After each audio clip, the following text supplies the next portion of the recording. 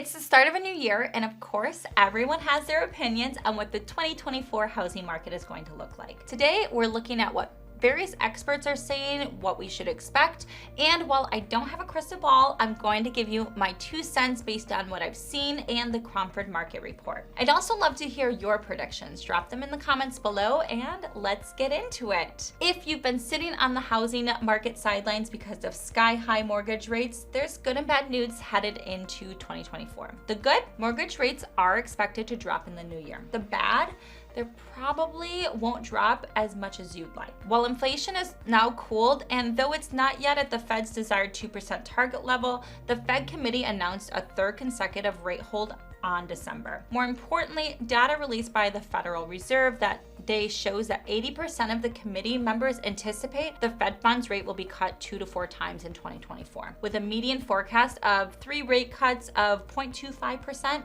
each. But if the Fed funds rate does indeed come down next year, it's generally expected mortgage rates will ease lower as well. Of course, the magnitude and speed of mortgage rate predictions are left to be seen. Falling substantially from 2023's record peak may be a slower decline that takes much longer than just the calendar year. Based on the expert predictions, we can expect to see rates stay in the 6s throughout the year. Supply is going down here in Arizona, but this is normal for December every year. The important stuff will happen in January. Will more than the usual number of buyers emerge due to falling mortgage rates, or will we see a surge in new listings? The balance between these two measures will determine the direction of prices in the first quarter of 2024, and anyone who tells you they already know what will happen is selling you a lie. Redfin predicts an increase in home sales in 2024 versus the slowdown we saw in 2023, although not a huge uptick. The last 200 years have shown us that for home prices to go down significantly, we have to have an excess of homes for sale chasing too few buyers. Right now, buyers are indeed thin on the ground, but we still have overall supply well below normal and heading lower. For a housing crash, we would need a flood of new homes for sale. Without this flood, prices will remain stable at worst. Fannie Mae currently projects a 4.1% increase in home prices by the end of next year. Now,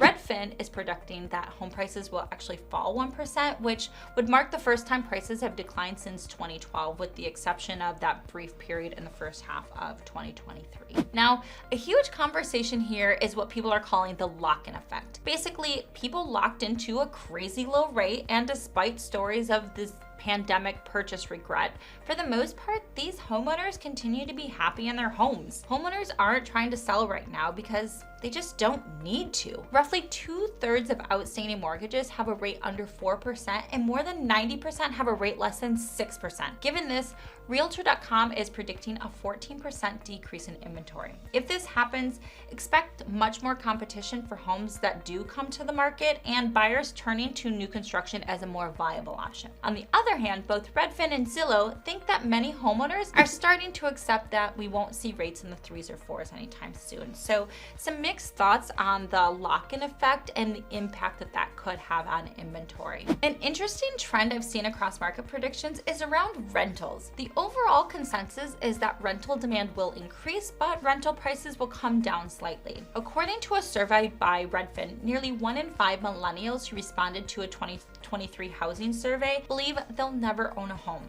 For some, renting is not a choice. Nearly half of those survey respondents said homes for sale are too expensive, and a similar share said they can't afford to save for a down payment. So basically, a single-family home rental will become the new starter home for many. Here's what I think will happen here in Arizona. First, I think our inventory is still going to remain low. Looking at the migration data for 2022, Arizona is still a top inbound relocation state with a net migration of almost 78,000 people last year. There will need to be significant increases in new construction to mitigate our low inventory, and based on the permits, I don't see that happening. To me, the lock-in effect does exist here. I've talked to so many who don't want to go with a higher rate, and they don't have the motivation to make a move. I also think with rates coming down and hopefully stabilizing, this will improve demand. I don't think it's going to be a tsunami of people, but more buyers will get off the fence as they see that these rates are the new normal. All this put together, I think our home values in 2024 will likely increase just a bit, likely in line with the rate of of inflation. We aren't going to see anything wild and crazy in 2024. The market will be chugging along as it starts to settle back into a more normal market, which I know for some